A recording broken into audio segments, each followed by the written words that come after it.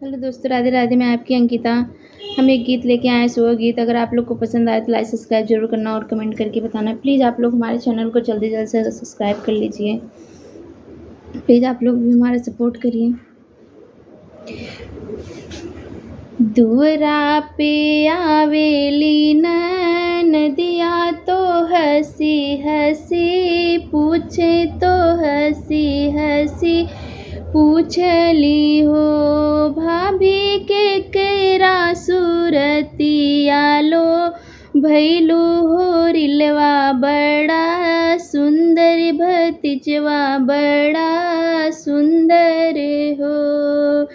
सूतल रहली महलियात सैया के से जरिया तो बलमा के से जरियानु हो ननदो सपना में अइले नदोइया हो रिलवा बड़ा सुंदर ललनवा बड़ा सुंदरी हो। दुअरा से आवेली ननदिया तो हंसी हंसी पूछे तो हंसी हंसी पूछे हो भाभी के केरा सूरतिया लो भैलू हो रिलवा बड़ा सुंदर बबूल बड़ा सुंदरी हो।